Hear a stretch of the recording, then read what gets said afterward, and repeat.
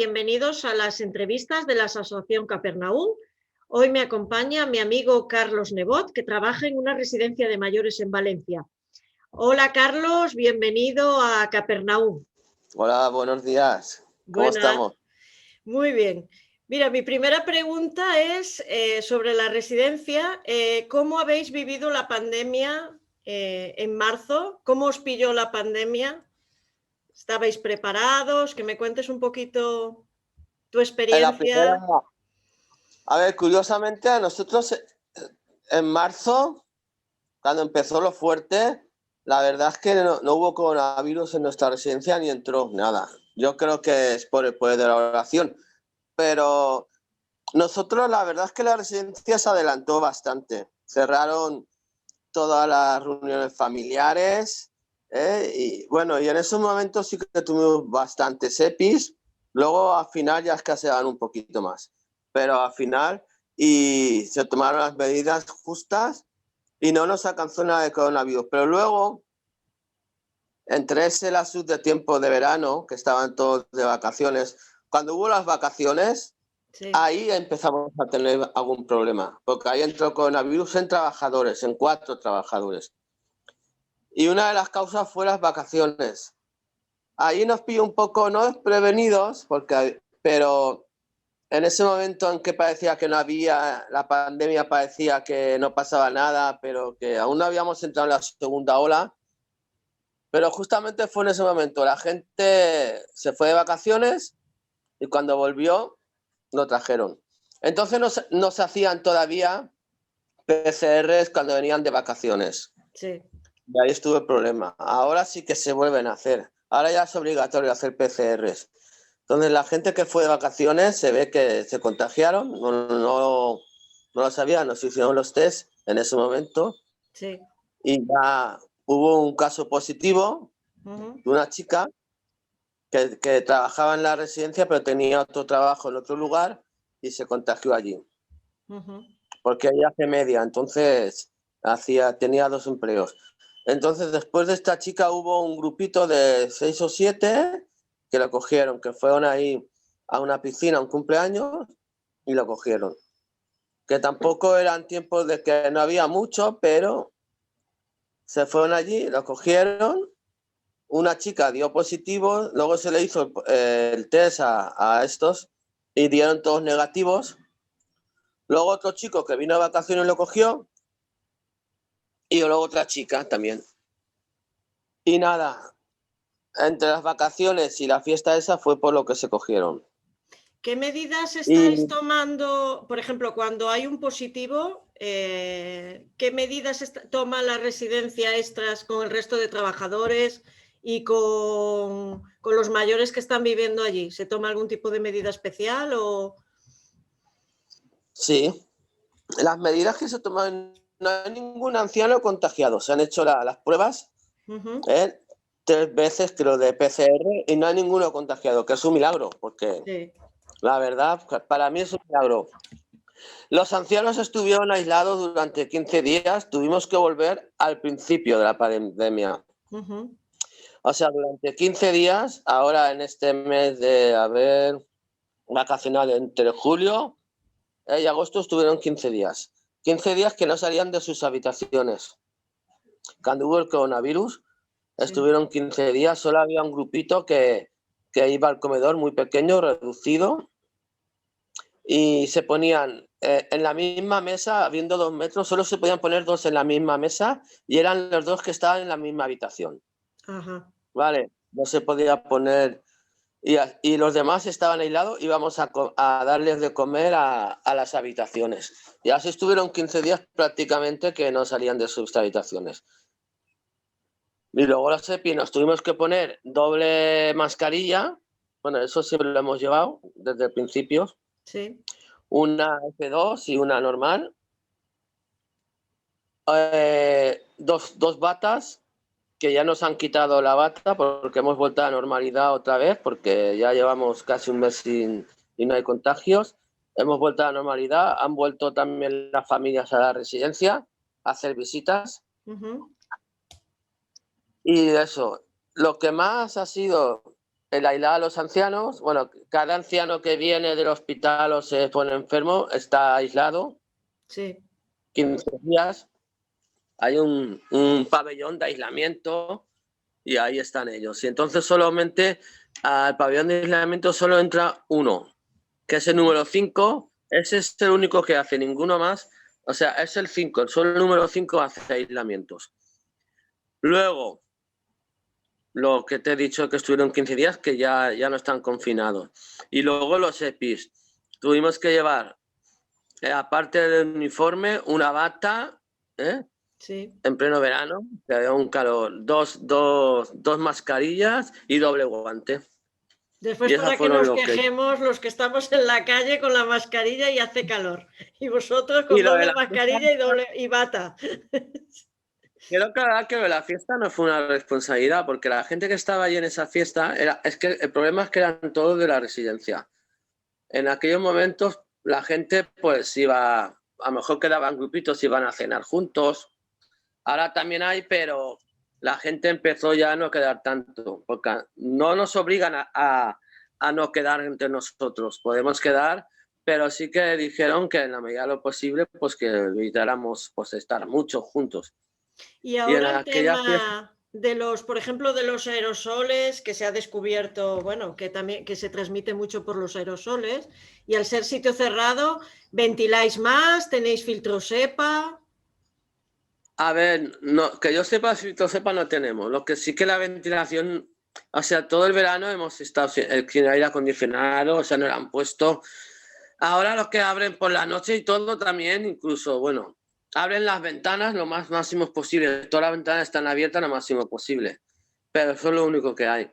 Nosotros, Y, por ejemplo, respecto a los mayores que viven allí, quiero decir, ¿cómo se tomaron la primera pandemia? Porque, claro, estar confinados, estar solo, estar en sus habitaciones, sin visitas familiares, ¿cómo vivieron esos momentos y cómo los están viviendo ahora, viendo que vuelve a estar empezando otra vez a ponerse esto yo la más primera duro? vez en la pandemia, yo creo que esta vez ha sido, no sé si la primera fue dura, pero es que ahora observa más cosas.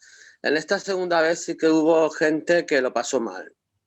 Sobre todo gente que está bien de la cabeza y te preguntaba, bueno, hoy había una que todos los días te preguntaba lo mismo. Volvemos a estar encerrados, hoy salimos y lo pasó mal. Sí que ha habido pues depresiones, sí que ha habido. Ha habido gente que está en la pandemia y ha tenido una semidepresión por estar esos días. Ahora está un poco mejor, pero sí que se ha notado. Sobre todo en el plan psicológico, de depresiones. Y luego desorientación, sobre todo el primer día que volvimos a la normalidad. ¿Dónde vamos? ¿A dónde vamos? Hasta que no pasaron 2 o 3 días había mucha desorientación entre los ancianos. Pero sí que les ha afectado. Sobre todo, yo conozco 2 que sí, que depresiones.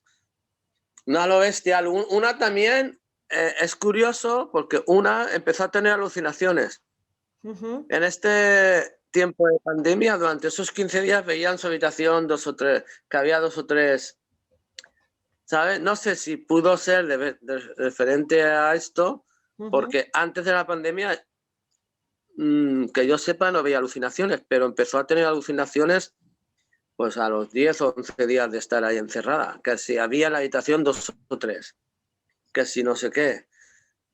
Y casos así, de 2 o 3 que que han pasado mal, vamos, sí. Que estaban Y la confinados. gente... ¿Cuántos están en la habitación? ¿Que son habitaciones individuales o de...? Hay individuales y hay libres, hay 2. Mira, hay gente que a lo mejor, los que estaban mejor y que están bien de la cabeza, pues a lo mejor se juntaban 2 o 3 y se iban a una misma habitación y jugaban a parchís o algo, ¿sabes? Sí. O jugaban, estaban así la tarde. Pero sí que se les hizo duro. Sobre todo que te das cuenta de que necesitan ver a sus familiares, ¿sabes? Sí. Ya los que tienen Alzheimer avanzado, no sé en qué medida se entera, pero los que están así entre medias, Sí. que no están en una fase 1, pero que aún se enteran, preguntan mucho, Pero eso también es normal, sobre todo cuando viene el nuevo, ¿eh? Al principio hay un periodo de adaptación. Están por ahí deambulando. Oye, es que yo me tengo que ir a mi casa. ¿Por dónde se sale? Y oye, que me está esperando mi hijo, ¿no? Y ahora que los hijos vienen ya y ya vienen para poder visitarlos, ya enseguida que van a venir, que lo saben ese día, ya están todo el día nerviosos, diciendo, oye, que a lo mejor la visitas a las 4 y a las 12 te están diciendo, bájame ya, que van a venir mis familiares y faltan 4 horas. Y están muy ansiosos por verlos. Sobre todo la gente que está bien, o ese tipo de gente que tiene Alzheimer, pero que todavía no ha llegado a la tercera fase, que está en su mundo, y que todavía discierne, tiene ramalazos de cordura aún, ¿sabes? Sí. Eso lo pasan bastante. ¿Y tenéis límite de visitantes? Quiero decir, ¿pueden venir todos los familiares o tenéis límites de edad o...? No, ¿Tomáis alguna medida? ahora Quiero decir, vamos a ver, porque imaginaros que viene un familiar que es asintomático y no se sabe, quiero decir, ¿se hace que hagan las pruebas, las PCRs para entrar en la residencia? ¿O qué medidas tomáis o no se toma ninguna medida con las visitas? No lo sé exactamente, pero yo imagino que sí que les habrán hecho la PCR a los familiares.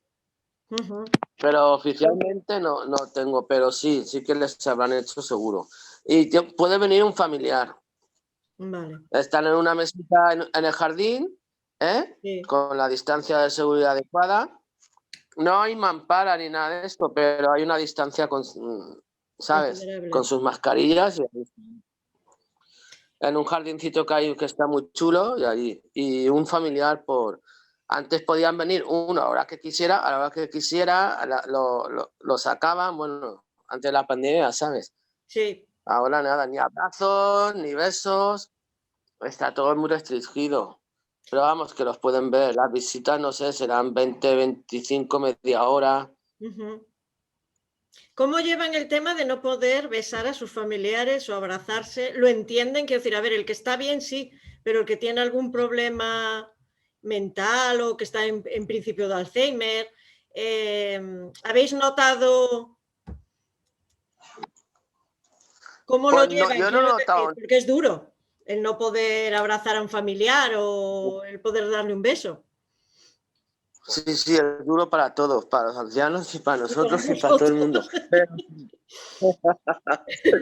A ver, no lo sé. Los que tienen Alzheimer a veces llegan allí y están hablando con sus familiares y sí. Y los que no, sí, lo llevarán mal, claro, no acercarse a los familiares, no poder besarlos. Pero ya cuando hay varias visitas ya se van amoldando, porque ya ahí ya tienen claro que no pueden hacer nada. No lo llevan mal, ¿eh? En líneas generales. Alguno que... Pero no, bastante bien. Ahora ya tu punto de vista, ¿cómo crees que se acerca? Estamos en otoño, estamos en la misma situación, no se han tomado medidas generales para lo que va a pasar. ¿Qué crees que nos espera este otoño-invierno? El tema, porque, bueno, dicen las gripes, los catarros, bueno, con la mascarilla a lo mejor en Sudamérica se ha contenido que era invierno y ha habido menos gripe y catarro por la mascarilla. Pero, ¿cómo ves tú la situación? Aquí lo veo mal. A ver, yo soy realista. Yo soy optimista por naturaleza, y más que como hijo de Dios más. Pero sí que lo veo mal. No lo veo muy claro. Yo creo que lo vamos a pasar mal, ¿eh? Que va a haber muchos. Va a haber muchos y la confusión. Es que todavía Ponte como antes, es algo que Carlos, que nos se te falta. ve mejor, que así te tapas. Espera, así, ahí.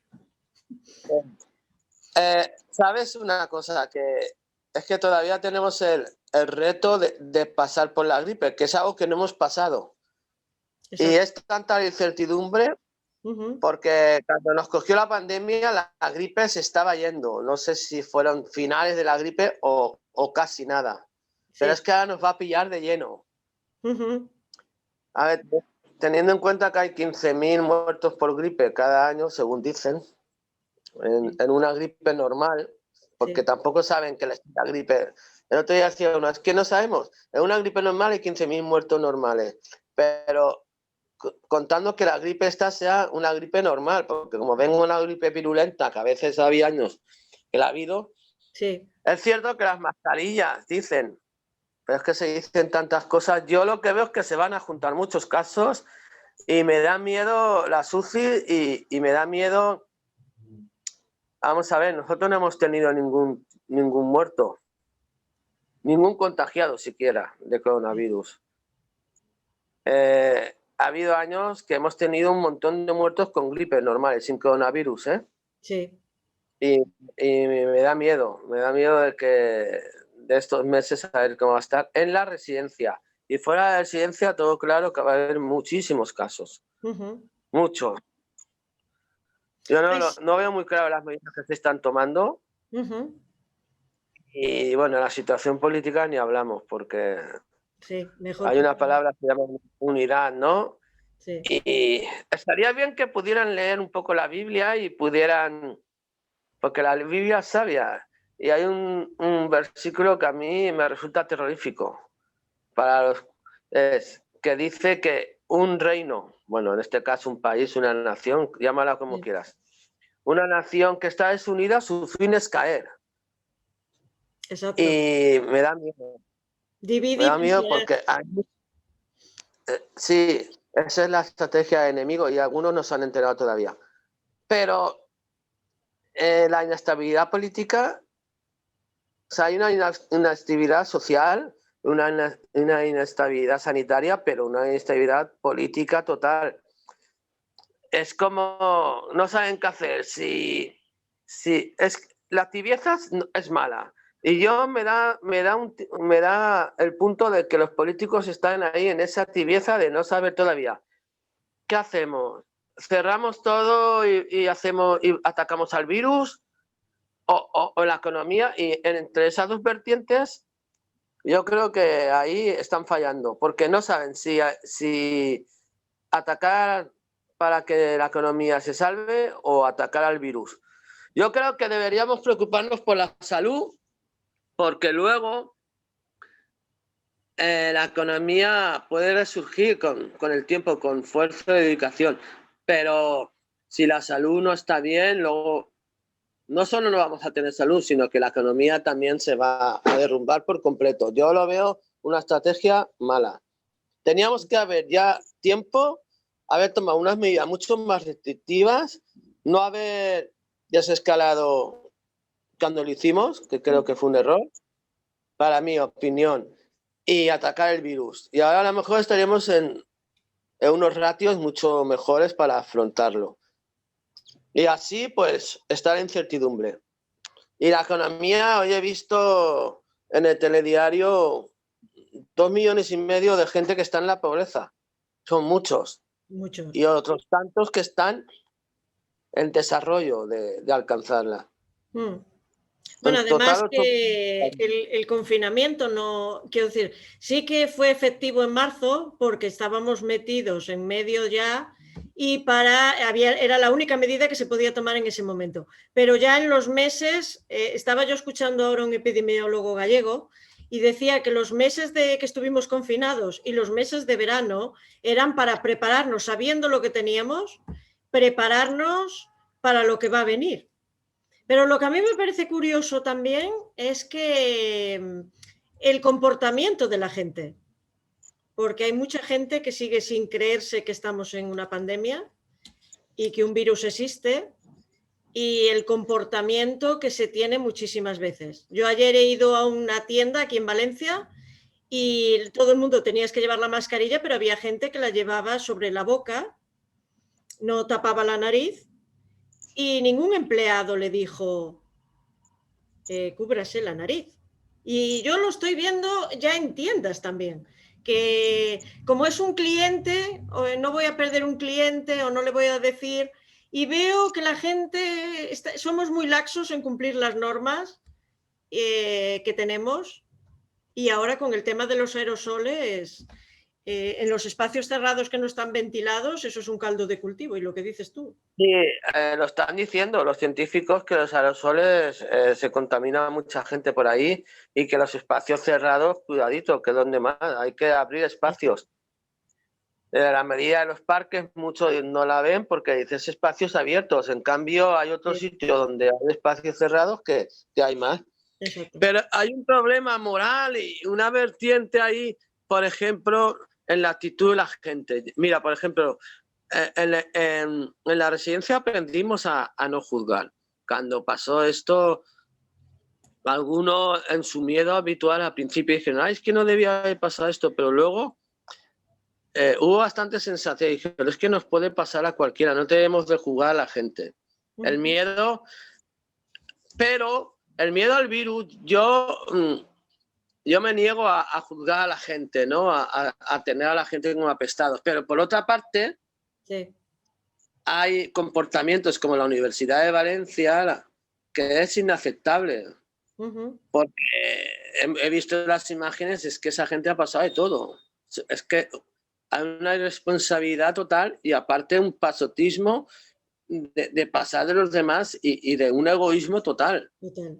Porque 100 y pico contagiados, pero es que tú has visto las imágenes. Sí. Es que sin mascarilla, bebiendo, abrazándose. Ahí ya no es que consideres a un apestado ni lo esté juzgando, es que hay un residuo infutable, es que tú has pasado de todo, porque te pasas por el forro una mascarilla, la distancia de seguridad, bebes, y encima sales ahí en una actitud déspota a los balcones, te intentas escapar, bueno, un montón de cosas que dices, no, esto ya no es cuestión de apestado, es cuestión de que tú eres un egoísta. Y eso la gente lo tiene que entender. No sé si es un problema de educación. Bueno, seguramente yo creo sí. que sí. Y de valores. Pero es que entonces hemos fracasado en los valores nosotros, porque no hemos sabido educar. Nosotros hablo de toda la sociedad, de ¿no? toda la sociedad, yo creo que también. Yo creo que sí. Y porque hay gente que sí lo respeta y son jóvenes igual y otros que no. Pues ahí la diferencia tiene que estar en la educación, que a unos les han enseñado o los han concienciado mejor y otros pues se creen que son dioses. Yo además creo que, por ejemplo, cuando, a ver, yo tomo todas las medidas y llevo mascarilla e intento cumplir, pero miedo no tengo, pero sabemos que nos podemos contagiar en cualquier momento. Estamos bajo el cielo y entonces puede ocurrir. Pero hemos cumplido las normas. Otra cosa es que tú te contagies por saltártelas todas a la torera. ¿Que puedes cumplir las normas y enfermarte? Evidentemente, pero esa es otra cuestión ya. Pero ya si no las cumples ya no es por ti, es por el que tienes enfrente. Mira, este es un debate muy interesante y entre los cristianos más. Porque ¿dónde está el tentar a Dios o no? Porque yo considero que para perder el miedo, a lo mejor la confianza en Dios. Yo tengo una confianza en Dios, mi casa está protegida, pero yo no puedo decir, o sea, yo lo proclamo, que no hay ningún virus que no está en mi casa, pero no es una cuestión de tentar en Dios, a Dios, sino de fe, ¿no? Pero hay una línea ahí, hay muchos hermanitos que lo han cogido y son hijos de Dios y otros que se han muerto incluso siendo hijos de Dios. Hay una línea ahí, hay que cumplir con las normas. Exacto. No hay que tentar a Dios, pero está claro que nuestra confianza sigue estando en Dios. Eso marca la diferencia entre nosotros. Yo no tengo miedo. Exacto, sí. Pero sí que sé que tengo que cumplir con unas normas. No puedo decir, como Dios me protege. No, y saber que estés en lo que estés, Dios te protege igual. Tengas el virus, no lo tengas, Dios va a estar, Dios nos ama y te va a proteger lo mismo. Y estás bajo el control de Él. Claro, es que no nos podemos endiosar y creernos de que somos mejores porque estamos con Dios. Pero sí que tenemos claro que Dios está con nosotros y que eso marca la diferencia. Exacto. Entonces ahí está la historia. Que y respetar las normas, más que encima siendo hijos de Dios. No es contrario al Evangelio. Tú no le puedes decir a Dios, voy a saltarme todas las normas. Eso. Porque quiere que respete las normas. Está puesto ahí para eso. Para ser ejemplo, para respetar las normas. Y luego lo que él tenga que hacer, como decía Daniel, mira, nos metes en un bueno, Daniel no, saldrá también Diego, porque Daniel no estaba ahí. Los amigos de Daniel. Daniel, sí. Si tenemos que morir en el lago de fuego, morimos. Y si no, pues gloria a Dios, tú has hecho un milagro. Dios puede protegerte y te protege, sí, por supuesto. Dios tiene permitido que o quiere que tú pases por ahí. Pues no somos inmunes.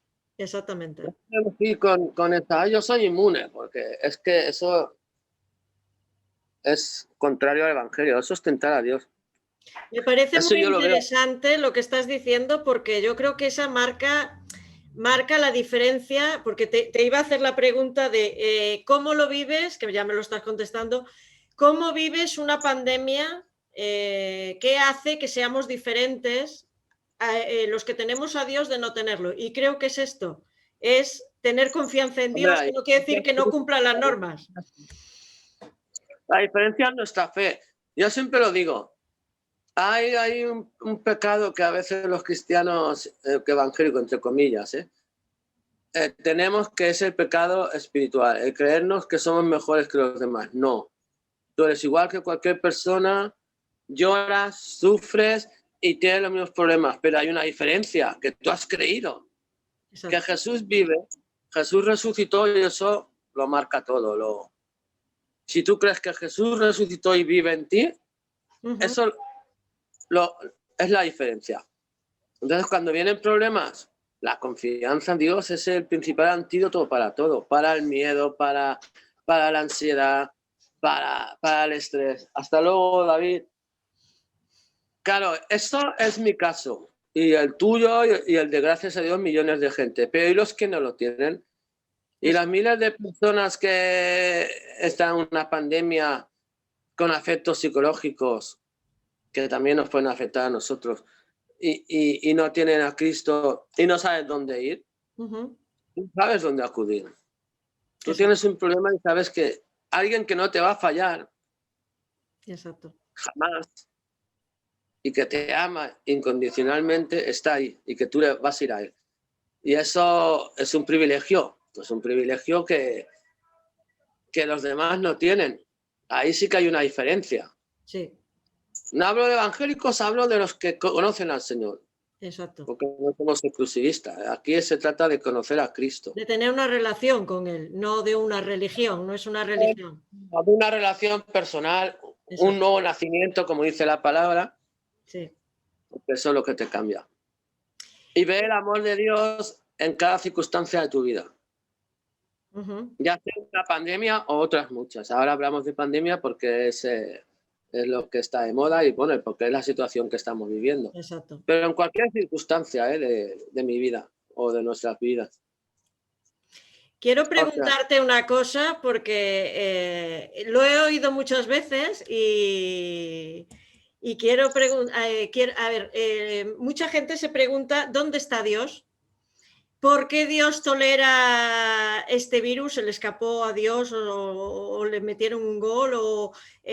¿Por qué ha permitido esto? ¿Por qué permite que mueran millones de personas? ¿Por qué permite que nos ataque de esta manera? ¿Qué contestarías a esa gente que a veces no es creyente, que a mí me resulta curioso, no cree en Dios, pero le pregunta? Y entonces esa pregunta, ¿dónde está Dios para ti en este momento? Que nosotros lo sabemos, pero para la gente que pueda ver este vídeo, ¿qué les contestarías? ¿Dónde está Dios? Dios está donde siempre ha estado, con nosotros y de nuestro lado. Lo que pasa es que si haces esa pregunta de dónde está Dios, la gente piensa en un Dios malo, en que Dios es malo, en que Dios permite la muerte. Es que sería un poco largo porque aparte de la pandemia, o sea, a mí me dicen hacer preguntas, ¿por qué Dios permite que la gente se muera y que haya tanto sufrimiento? Y yo diría, mira, ¿sabe lo que pasa? Que Dios es amor. La respuesta es que Dios permite que todo esto siga aconteciendo, que haya maldad en la tierra, que haya sufrimiento en la tierra. Y la respuesta a eso es que Dios es amor. Entonces se quedaría uno, ¿cómo que si Dios es amor, por qué permite el sufrimiento? No es que lo permita. Mira, desde el principio, Dios creó al hombre y lo creó a su imagen y semejanza. Y cuando lo creó nos dio la tierra y nos dio todo y nos dijo que toda la tierra es vuestra y podéis vosotros hacer lo que queráis con ella. Y la creó perfecta. Y nosotros hemos tenido la potestad, porque Dios le dio la potestad al hombre, incluso con los animales, de ponerle nombre. Nos dio una tierra extraordinaria, perfecta. Nosotros la hemos deshecho. La culpa es del hombre. La culpa de que todo esto pase no la tiene Dios. Sí. La tiene el hombre, que es el que tiene la potestad de Dios para cuidar la tierra. ¿Y qué hemos hecho con ella? Y luego está la cuestión del pecado. Hay un versículo para contestarte a esto. Dios tiene una perspectiva muy diferente a nosotros referente a la vida. A Dios le interesa la salvación. Y nosotros, como humanos, pues nos interesa vivir en esta vida lo más posible y lo mejor posible. Claro, uno quiere que vivir en la tierra, que todo le vaya bien, que no haya dolor, que no haya sufrimiento, nadie quiere sufrimiento, nadie quiere eso, pero resulta que hace muchos años, cuando Jesús murió en la cruz, permitió que Satanás estuviera en esta tierra y él dijo, yo me voy de aquí porque no tengo nada contra el príncipe de este mundo. Está gobernando, hay dolor, hay muerte. La muerte viene de la desobediencia a Dios, del Adán y Eva desobedecieron a Dios, porque antes el hombre había creado, Dios había creado al hombre perfecto. No había muerte. Hasta la tierra se regaba por sí sola, no tenía ni que trabajar. A consecuencia de la caída pasó todo esto. Esto ya la gente no lo entiende. Luego la gente tiene el libre albedrío. Dios se la ha dado. ¿Sabes lo que significa el libre albedrío? Que tú puedes escoger entre el bien y el mal. Dios te dio conciencia. Conciencia. La gente que dice esto dice, a ver, yo te pregunto, ¿tú tienes conciencia? La conciencia es que es un poco largo, ahora te explico. Mira. La conciencia quiere decir que tú puedes discernir entre el bien y el mal. Y el libre albedrío, que también te lo de Dios te quedó con conciencia, el libre albedrío, es que tú puedes discernir entre el bien y el mal. Libre albedrío, eliges, conciencia, discierne. Tú discernes entre el bien y el mal y escoges hacer el mal. Tú tienes libertad para elegir a Dios o rechazarlo. Escoge rechazarlo o elegirlo. Los ateos dicen, hay una que me hace gracia. Dios tiene la culpa de todo, pero ¿tú crees en Dios? Dice, no. Entonces, ¿cómo puedes echar la culpa a alguien que no existe? Eso ya es ilógico, ¿vale? Sí. Hay algún ateo que aún en su punto racional dice, no le voy a echar la culpa a Dios si yo no creo en él. Pero hay muchos, y eso me da que pensar que hay detrás de todo eso, ¿no? Una persecución a algo que no existe, es ilógico. Pero no es ilógico porque hay algo que quiere destruirnos y no es el hombre. Pero bueno, para acabar, mira, Dios es amor. Amén. Y Dios quiere salvarnos. Para Dios lo más importante es la salvación, es la vida eterna. La vida eterna, sin dolor, algo que no podemos entender, pero que es lo más grande que hay, es la salvación de nuestra alma. ¿Qué pasa? Que el ser humano se muere, no tiene fe y se aferra a esta vida. Pero Dios, que puede permitir esto, o simplemente dejar que pase, y ni siquiera permitirlo, sino es el corazón del hombre que hace esto. ¿Qué pasa? Que hay un versículo que me lo aclaró todo. Dice, mira, no, el ladrón viene, está a punto de llegar y vosotros estáis ahí esperando y pasa mucho tiempo y os desesperáis y empezáis a hacer fiesta y empezáis a divertiros y de repente viene Dios y os pilla como en los tiempos de Noé, haciendo fiestas. Pero lo que Dios quiere y permite es la salvación del hombre. Por esto está esperando, para que muchos sean salvos. Dios puede decir, si tú fueras Dios, por ejemplo, tú imagínate que seas Dios por unos momentos, ¿vale? Y ves la maldad que hay en este mundo, ya ahora te lo explico rápidamente y bien. Ves la maldad de este mundo. Y cuando ves la maldad de este mundo con los ojos de Dios, imagínate, ¿eh? Sí. En su omnipotencia, ves cada caso de pedastia, ves cada caso de asesinato, de envidia, de celos, yo qué sé, Sí, de de todas todas las cosas que hay. todo lo que... Bueno, y cada caso, ¿eh? Y de repente, en vez de tirar fuego y azufre, porque acuérdate que los Es lo que discípulos tiene dicen, uno gana. fuego, azufre, Juan, y aún en su desconocimiento, dijeron, Señor, tira fuego y azufre, mira esto. Y el Señor dijo, ¿no sabéis de qué espíritu sois? Dios aguanta toda nuestra maldad porque llevó nuestros pecados en la cruz, nos amó tanto y aguanta, y aguanta, y aguanta, a pesar de un mundo que lo desprecia. ¿Eh? ¿Por qué? Porque está esperando que aún mucha gente venga a Él y sea salvo. Porque la salvación es lo más grande y eso la gente no lo entiende. Dios no mira, Dios, claro que mira el sufrimiento de ahora y no le gusta que suframos, pero Dios ve la salvación, ve que vamos a estar con Él la eternidad. Para eso Él es más importante. Esa percepción, porque ten en cuenta que el cielo y el infierno existen. Y que de pasar a la eternidad en el lago de azufre a pasarlo con el Señor, hay una gran diferencia. Eso es lo que la gente no entiende. Sí. Entonces, Dios en su amor, porque Él como soberano podía haber tirado azufre y el mundo quedaría destruido. Dice que con su solo aliento lo puede destruir el mundo. El mundo para Dios no es nada. Hace así y somos todos destruidos. Él no hace eso. ¿Por qué? Porque nos ama. Entonces la respuesta es, Dios no ha destruido este mundo todavía porque Dios es amor, porque espera que muchos aún vengan en estos últimos momentos a salvarlo. Todos los que Él tiene preparado vendrán. Amén. Amén. Aún gente que no conoce a Dios vendrá a sus pies. Y hay gente que a lo mejor hasta le critica, Dios hará la obra en ellos. Amén. Dios está esperando. Amén. Mira, en su soberanía lo puede destruir. Lo podía destruir perfectamente, pero Él espera. Y eso es lo que dice la palabra. Dios espera porque quiere que todos seamos salvos. No todos serán salvos porque elegimos, y Dios respeta esa decisión, el libre albedrío. Pero muchos sí que lo serán. Entonces ahí está la cuestión. Pues perfectamente contesté.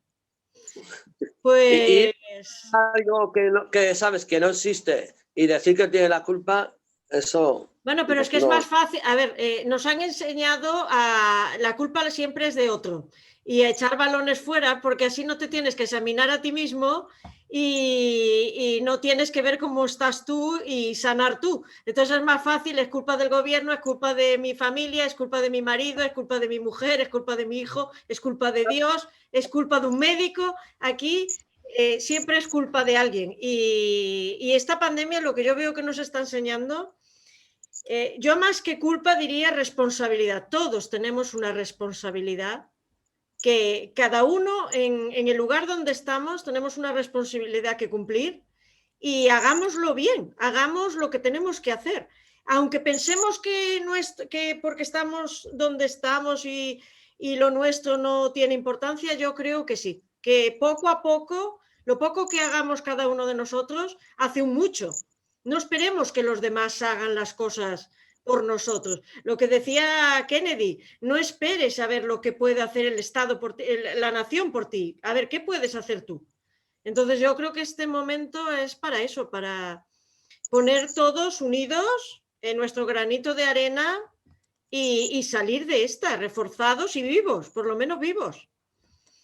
Hombre, yo espero y deseo que en estos tiempos haya mucha gente que pueda recapacitar y reflexionar, ¿no? Hay libros también muy buenos sobre esto. Y reflexionar y acercarse a Dios. Amén. Y que Dios traiga revelación a sus mentes, quite el velo de incredulidad que Satanás puso en los incrédulos. Y yo creo que son tiempos especiales. donde va a haber mucho sufrimiento, pero también se va a manifestar mucho la gloria de Dios. Amén. Y espero que la iglesia esté a la altura, porque Dios, yo creo que Dios más que la sociedad, lo que espera es que su iglesia esté a la altura, porque la sociedad no conoce a Dios en líneas generales, ¿no? Exacto. Entonces, yo creo que Dios dice, ahora es cuando quiero ver a mi iglesia, porque del mundo no puedo esperar nada, en el sentido de que no me conocen, pero vosotros sí. Pero vosotros sí, exacto. Es una llamada de atención también más al cuerpo de Cristo.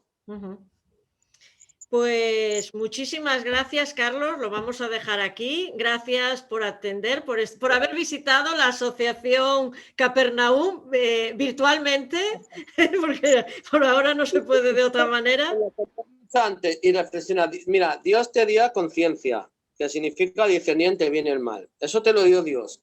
La capacidad para discernir. Ya no puedes tener excusa, porque tú sabes entre bien y el mal.